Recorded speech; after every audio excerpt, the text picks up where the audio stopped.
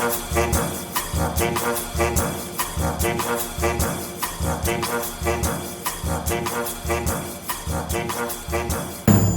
and welcome to Everything's Fine Probably, your weekly antidote to bad news. I'm Jim. I'm joined, as I so often am, by Stu and by Gemma. How are we this week, pal? Really good. Really good? Yeah. Just we're all about positive news on here, aren't we? We are, and actually I saw a bit of positive news on your phone when you came in. Did you see that? Yeah. Well, I'm going to break it.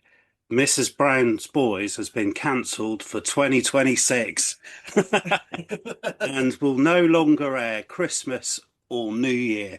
Well, that's my Christmas has just improved a huge amount. So thank you to Brendan for that. I mean, it is a bit unfortunate for the guy. Obviously, I wouldn't wish. No, don't want to wish on anything anyone. bad, but I think we stop the podcast here, don't we? Oh, can we top that? Can we top it? It's going to be hard. You tell us, Jim. Well, we have got some little treats coming up. I've got to start because actually this week has been a little bit of a disappointment for me. Oh, dear. Obviously, last week we had the pleasure of talking to Dom Johnny, and we spent quite a bit of time discussing the strange, ridiculous, and occasionally wonderful things that humans get up to. We hoped maybe Camp Binface might pull off the upset. Maybe we'd get a really close result. Maybe, just maybe, Clacton would decide that the man in a silver dustbin was a convincing alternative to Nigel Farage. But no, Nigel won comfortably. Farage got 22,239 votes, taking 63.34% of the vote. Camp Binface came second with 9,455, which was 26.93%. So that's nearly 27%. That is absolutely incredible. I mean, a man wearing a dustbin on his head got more than 1 in 4 votes in an election where the other major parties didn't bother standing. I think that's an amazing win. That's the way Count Binface's got to look at it. He's made Nigel Farage look stupid. No matter what happens. He didn't do nearly that well against Andy Burnham, did he? Absolutely. So whatever happens, Farage will only have ever beaten a bin. Absolutely. I mean, for me, it felt like a bit of a cry for help from the British electoral system. The rhetoric from Reform's campaign machine was that this by-election was all about Nigel versus something called the establishment, whoever and whatever they might be. All we know for sure is that Nigel Farage isn't part of the establishment. In fact, he's very, very against it. So I thought it might be helpful to our listeners, and indeed to ourselves, to look at a few facts and try and work this out for ourselves. If there are Reform supporters listening, and I very much doubt it, but then this bit, it's not going to interest you because we're looking at facts, and I appreciate you find them highly inconvenient. So maybe we'll see you on the other side. Not alternative facts. I mean, there is no such thing, is there? What about post-truth? What about it, Stu? It's all just another word for lie. Anyway, to make it a bit more fun, I've decided to put this into a quiz because I know you guys love a quiz. Love a quiz. So, Stu, Gemma, fingers on buzzers. Really? Why not? Are we up against each other? Sure, why not? Okay. Have you even got a buzzer? What's this, Gemma? I haven't got a buzzer. I was going to ask you that. I don't have a buzzer. No one told me I needed a buzzer. God's sake. Well, just make a buzzer. Can't we collaborate? Oh, if you... You can't have a quiz and then say there's buzzers and then not supply the buzzers. I told you bring your buzzer. Did you look at the bring the buzzer email? I didn't see the bring the buzzer email. Ridiculous. I think you forgot. Question number 1. Okay. In our anti-establishment Farage quiz. Mm-hmm. Something for all you people who hitchhike a lot. This one we call anti-establishment man.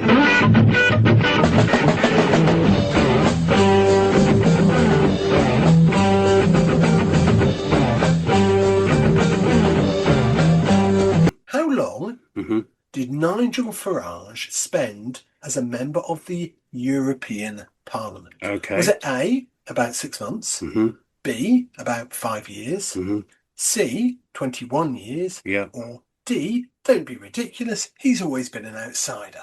Okay. He has, hasn't he? Yeah, so definitely more than 6 months. Definitely more than 6 months. Yeah. I think... Because he didn't rock up, did he, quite a lot of the time, though? That's correct. That's traditionally he's kept up as MP for Clacton. Yeah. I'm not so sure It was 21 years. My feeling's 5, but he might well have done 21. But what's your thoughts? Should we go I'm for thinking 5? 5 sounds reasonable, yeah. Yeah, 5 years. And the answer is 21. Whoa! Which was an MEP No. from 1999 until Brexit in 2020. That's 21 years inside one of the major political institutions, and he spent much of his career attacking it. I mean, it's not exactly Che Guevara hiding in the mountain. Obviously, you'll get an annual salary. Absolutely. And with that, you'll get a pension, right? An immense pension, I would imagine. So, obviously, as he is an outsider and anti-establishment, anti-EU, surely he won't be cashing that pension. Well, you would hope not, being a principled man of the people that he is. Question number 2. What did Nigel Farage do before becoming a professional politician? Okay. Would you like options? I do know this one, actually. Then, Gemma, would you what like is options? You have a go at this one, Gemma. Did he A, Okay. work in a food bank, B, drive a bus, C, work as a commodities trader in the city, or D, live off-grid in a converted canal boat? Now, Do you think go... he drove a bus? No, I don't think he drove a bus. Okay. Should I be thinking that he drove a bus? I can't. It would seem unlikely. I mean, I can't I see can't it. imagine him driving a bus. I can't imagine him doing any of those apart from commodities. Commodities trader in the city? It is. I concur, yes. It is. He was a city trader. So the great anti-establishment revolutionary began his career in the financial establishment. Lovely. Question 3. How many times, and there's no options this time, just want you to have a guess, how many times did Nigel Farage stand for Parliament before he finally became an MP? All right, should we have a guess each, Gemma? A goal now. I'm going to go for 4. I'm saying 7. 7 is correct, Gemma. 7 unsuccessful attempts. Brilliant. If I'd lost 7 parliamentary elections, I'd probably start wondering whether the universe was trying to tell me something. But not Nige. Then he left Parliament, then he came back, then he resigned, then he triggered a by-election so he could get back in again.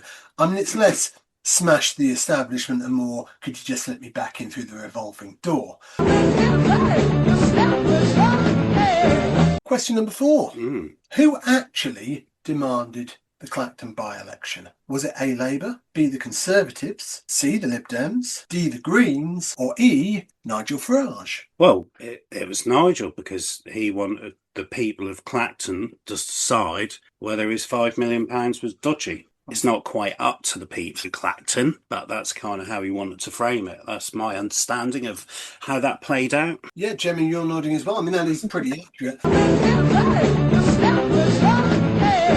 But it brings me back to our old friend and waste of the Earth's natural resources, Robert Jenrick. Robert Jenrick. Now, we've talked about Robert Jenrick before, of course. Now, during the row over the by-election, Jenrick popped up on our TV screens claiming that the other parties had been demanding the by-election. That's what it was called. Oh. This was, of course, a lie. Let's all remember that Reform's version of events requires a fact-checking service. We've had some other belters, such as the claims that were published in Reform's campaign material, claiming that 380 illegal boat migrants lived in the Makerfield constituency, and that 350 illegal boat migrants lived in Gorton and Denton, neither of which were based on official figures. Reform's favourite unit of measurement appears to be a number of illegal immigrants that sounds alarming. Then there was the council tax reductions. Richard Tice claimed that his party's councils had cut council tax by 45 million. What was wrong with that claim? Well, I'm guessing they hadn't.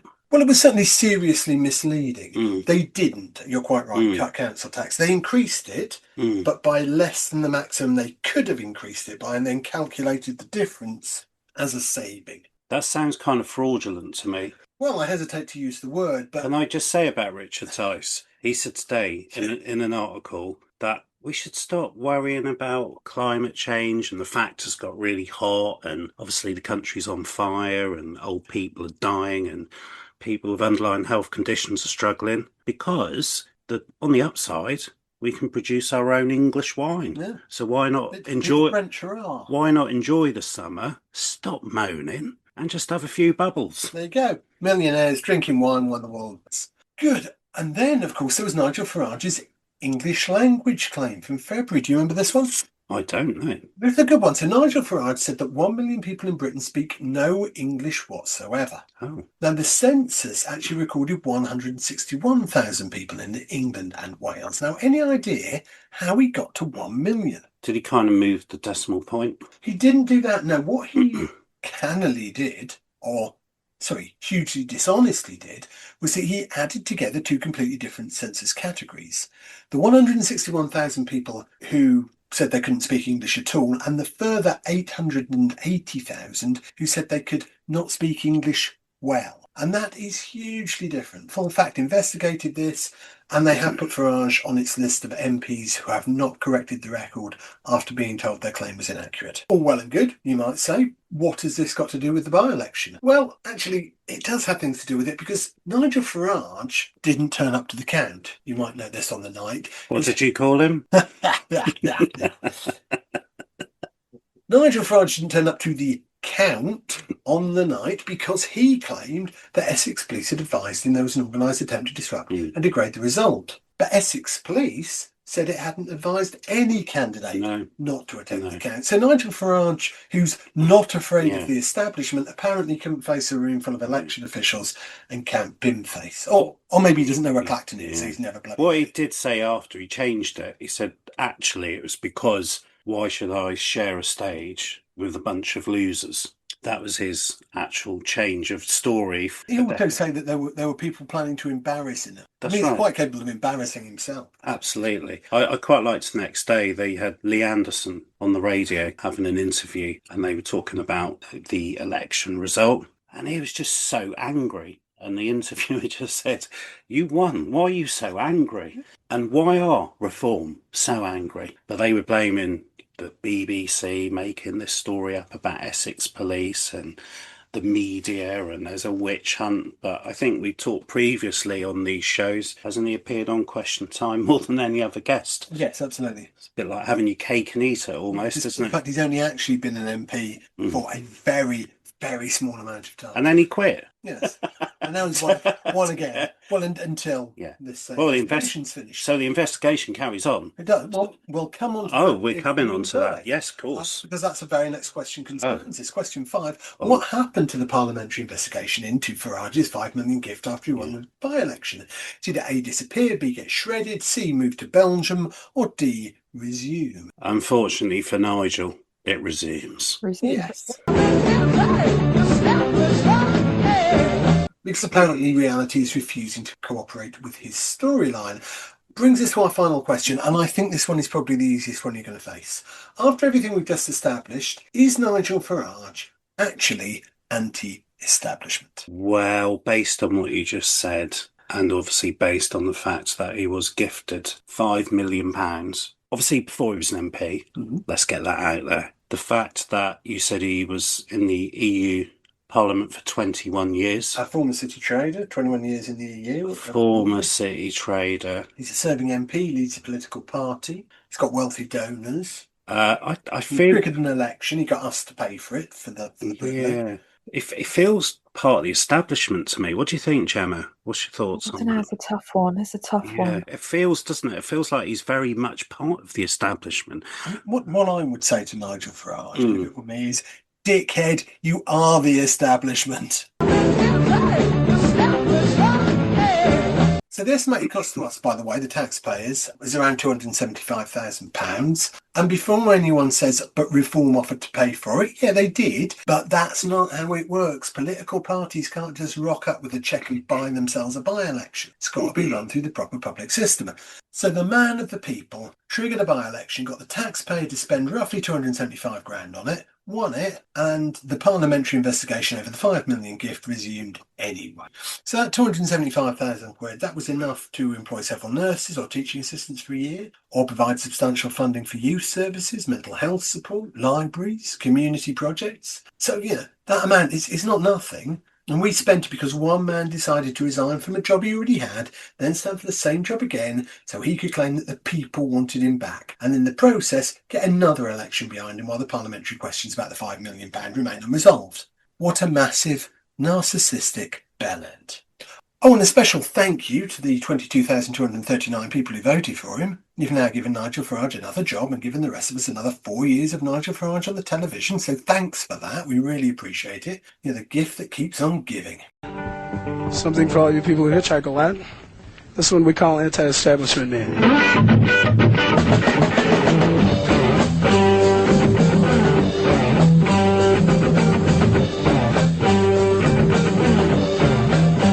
Let's move on from one bunch of spineless creepy crawlies to another. Yeah, I thought you'd all quite like to know about the 2026 Invertebrate of the Year nominee list. Would I? Oh. Yeah. Well, What is this? well, so this is in The Guardian, and we're now down to the final 10. So all the nominees are in, voted for by The Guardian readers. And then next week, obviously we've shortlisted to 10. Next week, I'll be able to tell you who is the winner. Oh my God. But Is there a glitzy party? An ugly bug ball? well, if there isn't, there should be, shouldn't there? So what I thought would be quite interesting, and I know you'd probably enjoy this, is if we ever look at the top 10 nominees of Invertebrates of the Year. Yes, So absolutely. 2020. So as they say, grab your magnifying glasses and let's meet the contenders. You haven't got a magnifying glass. Did you not? Did you not with the buzzer? Who was meant to sort out the props tonight? Whose job was this? Was this you, Gemma? I mean, probably. I think we've just established the problem. It was nobody's job to sort out the props, Yeah. and therefore we don't have any. Okay. Well, you don't need a magnifying glass because I'm not going to actually show you any pictures. Oh. I'll just talk to you about them. But I can. I will share the pictures. Well, share them after on the socials, Okay. but okay, just talk us through it for now. So number one is so I'll tell you the Latin name and you can try and work out what they're colloquially known as. So number one, Anoscus ocellus. Do we know what that is in the invertebrate world? Is it a caterpillar? No, this is the common woodlouse. So this is number one nominee with a delightful vernacular name. If you've judged by nicknames alone, this humble backyard buddy would rule them all. So number one, the common wood louse. Next up, Turritopus dorni. Is it a caterpillar? You can't just say caterpillar Well, for everything. More commonly known as the immortal jellyfish. I mean, that sounds like a great superhero name, doesn't it? So who needs sci-fi gods when you have a creature that has literally hacked the biological cheat code for internal life? The immortal jellyfish, I mean, we've only done two, but that's my favourite. Sorry, woodlouse, it's winning for me. Next up, Costacella koreshami. Do we know what that's known as? Gemma? Starfish? What, sorry? Is it a starfish? Jim? Caterpillar? It's not a caterpillar. So this little beauty. Just check already of some caterpillars. We'll see, won't we? We'll see, won't we? So this common nickname for this one is called the leaf sheep. All right. So this is a tiny sea slug packing serious beauty with big brains and a wonderful, innovative lifestyle that looks like it stepped right out of an anime. So that was me in the style of judging a Miss World competition. I mean, it's very Shatner. I like that. That's one for the teenagers there. Miss World, did you used to watch that, Gemma, back in the day? No. Donald Trump was once a judge in a beauty pageant in the Surely US. not. Miss World. He was a judge on Miss World many years ago. Who knew? And did he behave himself? Number 4, Seleucia australis. Do we know that one? Is it an Australian caterpillar? Oh, well, Jim, it really isn't. This is called the greengrocer cicada. Yeah, so no, not a caterpillar. Yeah. Number 5, I'm just going to tell you this one. Oh. The Lord Howe Island stick insect. This is an absolute giant amongst bugs. This legendary survivalist has laughed in the face of extinction and everything humans has thrown at its way. So the Lord Howe Island stick insect, I think that's also up there as well. That's certainly got my vote. Next up, we're on to Pantella flavescens, Jim. Caterpillar. This is called, more commonly, the Wandering Glider. This is the ultimate globe-trotting superstar whose epic life spans entire continents on wings of pure wanderlust. That sounds good, doesn't it, Gemma? It does. Yeah, I mean, Gemma's face, she's lapping this up. You look absolutely into this. would you say? Yeah, definitely. Okay. Next up. Now, come on. Concentrate. Okay. Magnifying glasses. Bombus Dalbomi. Now, what could that be? Come on. Yeah, Gemma? Bombus Dalbomi. Bombus. No. Oh, caterpillar. Spider? Gemma? No, bumblebee. Bombus Oh. Dalbomi. This is the Muscardine bumblebee. This one is furry and oversized. A buzzing beauty. The giant panda of the insect realm. What do you think to that one? So, in what way is it like a giant panda? Because it's black and white. Oh, okay. Yeah, but it's gloriously furry and it's a buzzing beauty. What do you think to that? This is very exciting. Right. Now then, Gemma, come on. Here we go. You get this one. Number 8. Linnaeus longissimus. What could that be? Daddy Just- Longlegs. Yeah, I like your thinking. What? Because the longissimus. Yeah. All right. I like your thinking. So keep on that frame. I'm thinking with the length, Yes. some sort of giant Yes. caterpillar. No, Jessica. Is it some sort of giant worm? It's a worm. It's a bootlace worm. Oh, So well done, Jim. Yeah. So unfolding and unfolding and unfolding. This is the stuff of nightmares for some. An absolute invertebrate dream for the rest of us. The bootlace worm. So let's go. Number 9, shall we? Now, Carnocopius rotundicoda. What's this? To say that again? Carnocopius rotundicoda. Now then, invertebrates. Bearing in mind, they're not just land, are they? What could this be? Is it some sort of sea snail? It's a good call. It's not. It's the horseshoe crab. This is a true living fossil holding court. These majestic blue-blooded armor-clad wonders actually predate the dinosaurs. Ultimate survivors. And here we go. This is the 10th nominee. So next week we'll be bringing you the winner. So we've got that to look forward to. I can imagine how gripped everyone will be. Absolutely. So if that doesn't get the listeners up this week and for next, then here we go. Here's number 10. This one is Amastraphus bartolomei. This is the neon flying squid, blending high-speed ocean acrobatics with the ability to launch themselves into the air for several meters. These creatures are the jet fighters of the blue sea. Join us next week where I will announce the winner of 2026 Invertebrate of the Year. I have questions. Fire away, Gemma. I mean, I have one question. How long has this beautiful competition been going on I think for? this is the inaugural competition. I think it's the first year they've ever done this. Oh. So, yeah, it's a celebration of invertebrates. Guardian readers are well up for this, and I think people are voting this week in their tens. Good. Well, let's stick with mini beast stories for the moment, shall we? Next up is one of those stories where the headline sounds like someone's been smoking something in the science lab. Stubborn plastics have been turned into bug food. Nice link. Yeah, it raises some Nice link. Raises several questions for me. Firstly, what bugs? Secondly, why are we feeding them plastic? It says caterpillars. And third, it's not caterpillars. And thirdly, at what point did we decide that the future of recycling was basically putting a crisp packet in the garden and hoping that caterpillars sorted it all out? Well, look, actually, there's some really interesting science behind this. So researchers have found that two of the most common and troublesome plastics, polyethylene and polypropylene, can be broken down into something that naturally occurring microbes in soil can consume.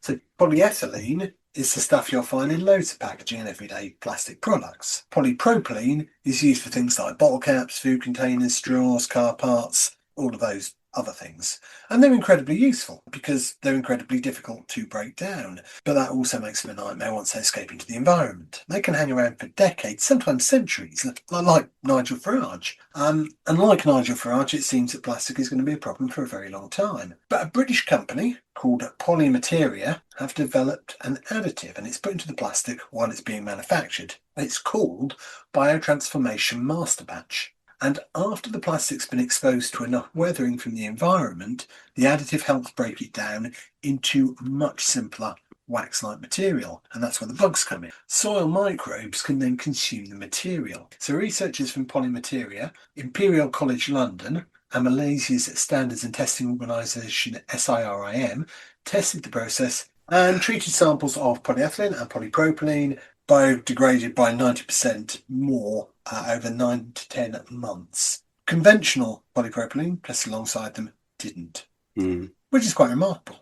Also carried out ectotoxicity testing using earthworms, plants, and aquatic organisms. So didn't find any adverse effects in those tests. Have we finally taught plastic how to die? Well, we've certainly taught it how to become compost. It's quite an achievement when you think about it. Yeah. For decades, we've been trying to work out how to stop plastic getting into the environment. But actually, what if we make the plastic biodegradable before we make it? Yeah, but and this is important. Don't get carried away. It's not a magic wand for plastic pollution.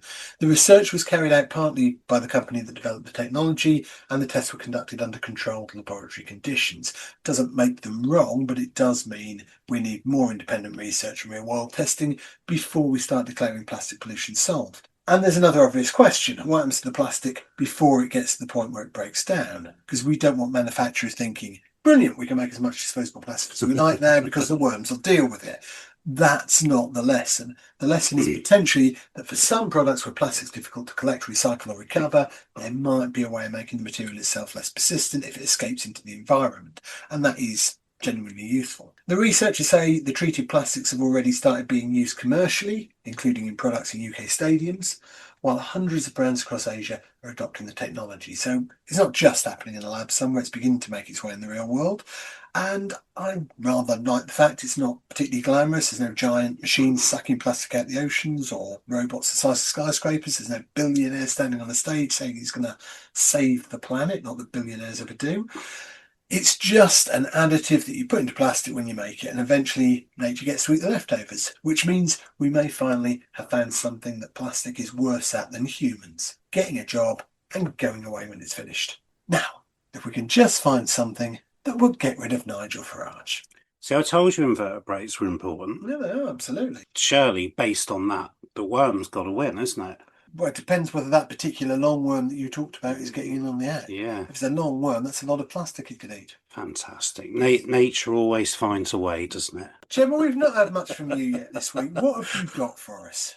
Well, going on with nature always finding a way. This one takes us to the beautiful Solway Firth in Cumbria, where a remarkable conservation milestone has unfolded, one that hasn't happened since the Victorian era. For more than a century, ospreys, those striking fish-hunting birds of prey, were missing from England as breeding birds due to persecution and egg collecting. But nature is resilient, and with time, protection, and a lot of patience, ospreys began to return to the UK, starting with Scotland in the 1950s. Today, their population has grown to an estimated 316 breeding pairs across the country, a testament to decades of conservation work. And now something extraordinary is happening. At the RSPB Campfield Marsh Reserve in Cumbria, a pair of ospreys has successfully raised 3 chicks. According to the RSPB, the first time ospreys have ever bred on one of their reserves in England since Victorian times. The adult birds arrived in April and settled on a specially built nesting platform overlooking the wetlands. The male, known as Blue 571, was ringed in Dumfries back in 2021, while the female remains unringed and mysterious. Her age and origin unknown, but are believed to be first-time parents. Between the 30th of April and the 6th of May, the pair laid 3 eggs. Staff at the reserve watched anxiously through May, hoping for a successful batch. 3 healthy chicks emerged, later named Ash, Bowness Bobby and Bo, by enthusiastic local school children. By July, each chick was fitted with a leg ring to help track their future travels.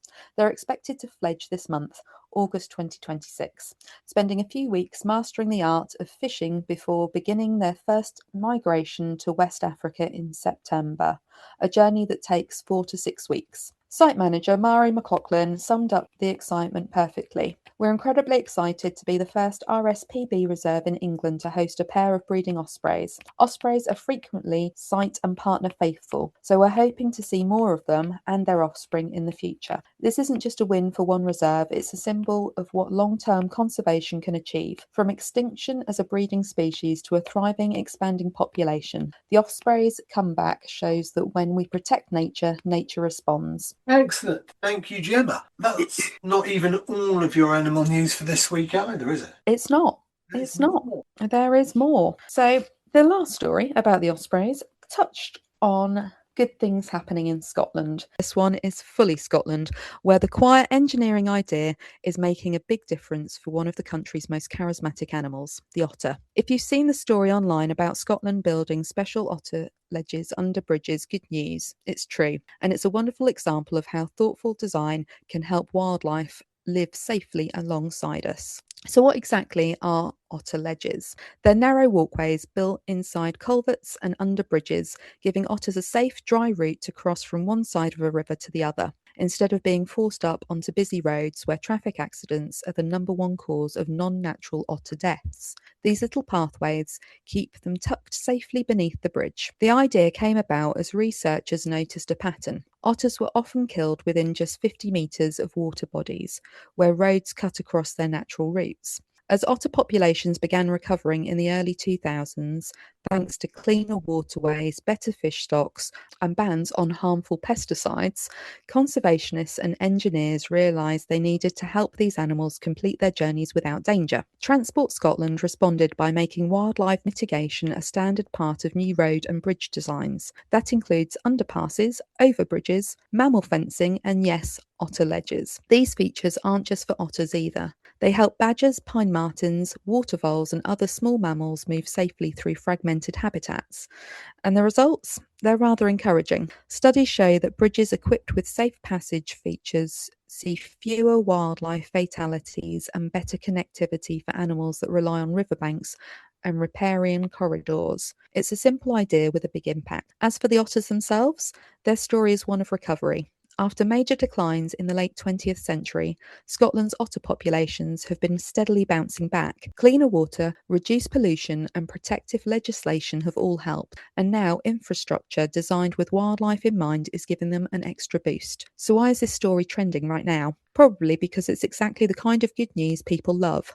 A clever, almost secret solution hiding in plain sight, helping adorable animals to thrive. It's a reminder that even everyday structures like the bridges we drive over without a second thought can be designed with kindness. Scotland's otter ledges show that when we build with nature in mind, everyone benefits. The landscape stays connected, wildlife stays safe, and we get a heartwarming story to brighten our day. Wonderful. Thank you, Gemma. I have to admit, when you pulled up otter ledges, I had no idea what you were talking about, but I love them. Do you want I'm one? glad I can surprise occasionally.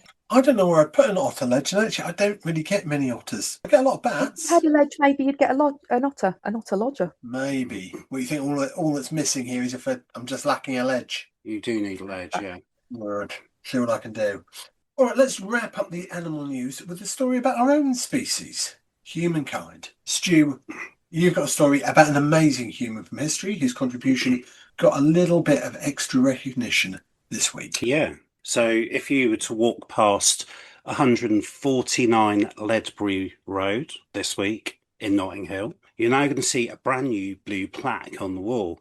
It marks the home of a man named Asquith Xavier. Now, have you heard of him? Anyone? I have not. We should have heard of him. So back in the late 50s, Asquith moved to London from Dominica as part of the Windrush generation. He started working for British Railways the very next day, moving up from porter to train guard. But then in 1966, when he tried to transfer to Euston Station, he hit a wall. Management explicitly rejected him because of an unofficial rule banning non-white staff from higher paid roles. That just didn't sit right with him. He never set out to be a political activist, but as he told reporters outside his front door at the time, he just wanted a fair chance to do his job and support his family. But with the backing of his trade union, he fought back anyway. His case exposed the systematic colour bar operating across Britain's railways, and it worked. By July 1966, British Rail scrapped the policy, and months later, Asquith stepped onto the platform as Euston Station's first black guard. Just this week, his daughter and his granddaughter, they gathered in Notting Hill to unveil the English Heritage plaque commemorating that fight. Historian Howard Spencer noted, "This is a powerful reminder of how ordinary people can shift the dial simply by refusing to accept unfair barriers." So, next time you're passing through Euston, take a second to remember the work it took to get you there. Amazing man he is. Love it. Great deal. It's some recognition Nice. deserved with a blue plaque. Actually, I was in Covent Garden not that long ago and saw a blue plaque on the side of a TGI's. Okay, yes. Saying that as a boy, Charles Dickens worked there. Did he? I didn't know he worked at TGI's. I didn't know it'd been going that long, to be honest. So, interesting stuff. It's amazing what you can learn from a blue plaque. Well, that certainly changes the history of him, and maybe they should do a Christmas story about that, rather than the same one every year. Maybe we could You know the plot by now. We all know the plot by now, but perhaps we could have a Christmas story about him working in a busy TGI's as a boy. Busy TGI's as a boy over the Christmas period. You know, all the drunk tradesmen coming in for their fried chicken, and Charles Dickens manfully and boyfully feeding all these fat. When you see boyfully doing it, what does that mean? Well, boyfully and manfully, boyishly. Boyishly, okay. Yeah. Not boyfully, but boyishly. Boyishly feeding all the fat trading tycoons of the day. Well, look, there's a little project for you to get your teeth into, Steve. Yeah, so I expect to see that on our screens next Christmas. TGI Christmas. TGI Christmas. By Charles Dickens. Could it stop Mrs. Brown's boys coming back for a second year? Well, there's always hope. Well, let's hope so, absolutely. I mean, unless he obviously injures himself again. But we wouldn't want that. We wouldn't want that. We wouldn't want that. But it's nice to have the respite, isn't it? Okay, we're going to wrap up the news section this week with another edition of our popular new feature. Yes. Remember when we told you about that thing? Wow. Shall we dig out that jingle again? Oh, yeah. Remember when we told you about that thing? Lovely. Now, a few episodes ago, we talked about the growing number of lawsuits being brought against some of the world's biggest social media companies over the damage their platforms may be doing to children. Well, you remember that thing? Yeah? Well, You remember how it? could I not? Well, it's still happening. This is one of the threads, our regular threads. It is a regular thread, and actually it's still happening, and it's got more interesting. Thousands of lawsuits against companies including Meta, TikTok, and Snapchat are now able to move forward after a US appeals court rejected attempts by Meta and TikTok to stop some of the cases before they even got properly started. And breaking news started today, didn't it? Did indeed. The opening arguments have just begun. And I have to stress, they have not been found guilty of anything here. These are allegations. The companies deny or contest, and the claims still have to be tested in court. But the companies have been arguing that a bit of American internet law called Section 230 protected them from being sued over some of the allegations. And the appeals court has basically said, Section 230 might ultimately help you to defend yourself, but it doesn't mean we won't let anyone sue you in the first place. So, I mean, it was a bit like them trying to turn up to court and saying, Your Honour, technically I might be innocent, and the judge saying, yeah, that's what the court is for. So thousands of cases can now continue, and the allegations are pretty serious. Families, cities, and states are accusing social media companies of designing platforms to encourage compulsive use, exposing children to harmful content, and failing to adequately verify users' ages. The companies, of course, dispute those allegations. But here's the bit that really caught my eye. In a separate bit of litigation, 4 US state attorneys general are seeking around $1.4 trillion in penalties from Meta. $1.4 trillion. What? That's not fun, is it? That's a number that Donald Trump makes up if someone upsets the stupid man, baby. The prosecutors are alleging that Meta knew about safety concerns while deliberately designing its platforms to encourage compulsive use and increase revenue. Again, their allegations haven't been proven at trial, but that's why getting these cases into court really matters, because the argument's not should social media companies be allowed to exist, it's what responsibility do you have for the way you've designed the thing? And that's a really interesting distinction that we've talked about on the show before. If you design a platform so that children keep coming back, and if your business model depends on keeping people scrolling, if your algorithms decide what they see next, at what point does we're just providing a platform stop being a convincing defence? Because if I built a vending machine that deliberately gives children sweets every time they press the button and then make the button increasingly difficult to stop pressing, I probably can't defend myself by saying technically the children chose the sweets. At some point, someone's going to ask why I built the bloody machine that way. And that's what these lawsuits could eventually force the technology companies to confront.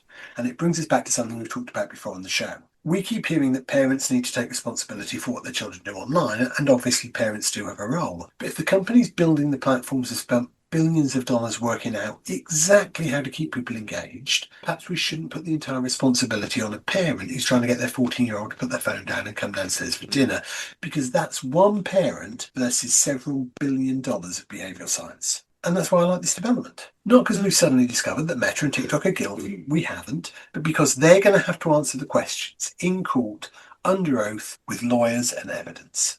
Which is perhaps the one environment where trust as it's complicated just isn't going to cut it. So we told you about that thing once before. We're not finished with it yet. We'll be keeping a beady eye on what happens next. It's a case of the fight back begins, isn't it? Well, that's and similar echoes to that previous story about you can get a small group of people who can make a difference if you stand up. They're in court. It's probably not going to come to anything this time, but they are putting the argument out there around, is social media addictive and is it harmful to our children? It's a good question to ask. Well, it's not even, is it addictive? It's, has it been deliberately designed to be addictive? And that, I think, is the really key part of it all, isn't it?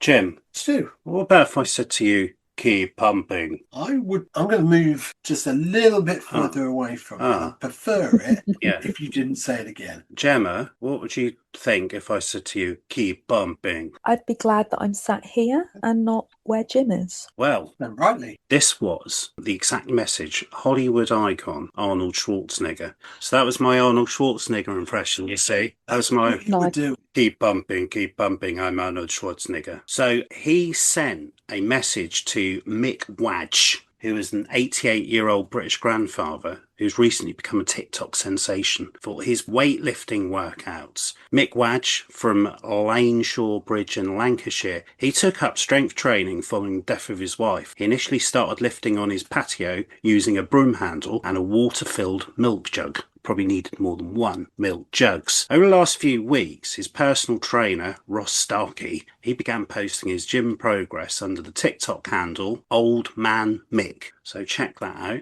Old Man Mick. His videos have quickly gained over 700,000 views and tens of thousands of likes. So Wadge, I like the way they always do that in these articles. Wadge, as though they're sort of really familiar. Let's call him Mick Wadge. So Mick Wadge regularly trains 3 times a week and he boasts an incredible personal best deadlift now of 100 kilograms. He's currently considering entering a formal powerlifting competition. What an incredible story, but also the health benefits of that. As we get older, our bones, don't they get weaker, more fragile, can improve your bone density by strength exercises. So there's a message really to us all. We should be powerlifting a bit more as we get older, getting stronger, so that when we do fall over, if we fall over, you'll know about this, dancing and so on, Gemma, then you're less likely to break bones, which can, in some cases, be quite fatal for the elderly. So there we are, Mick there leading the way, 88-year-old powerlifter, keep pumping, Mick. Thanks, Stu. I think that's about all we've got time for this week. And what a selection we've had. We've had Nigel Farage proving that the best way to fight the establishment is apparently to become an MP, trigger your own by-election, and get the taxpayer to pay for it. We've discovered that some of the world's most stubborn plastics can potentially be turned into bug food. Stu's taken us through the top 10 invertebrates of the year, which is a sentence I never expected to say on a podcast. We've celebrated Asquith Xavier finally getting a blue plaque in London. We've heard about Scotland building otter ledges, and we've celebrated the return of ospreys to Britain. So I suppose the message from tonight's show is Keep pumping. not that, definitely not. It's that if you're a plastic bag, an otter, an osprey, an invertebrate, or a man who stood up to institutional racism in 1960s Britain, then things are looking up. If you're Nigel Farage, maybe not so much. To be fair, he did win, and we should probably lay off him. But to be accurate, over 25% of voters preferred a man with a pin on his head. If you've enjoyed the show, please do all the usual things. Follow us, subscribe, leave us a review, tell someone about us. Send the episode to the one person you know who needs cheering up. Or, if you're feeling particularly generous, send it to someone who thinks the entire world's ending. Although don't tell them it's a good news podcast. We don't want to frighten them now, do we? Well, breaking news before Jim wraps up.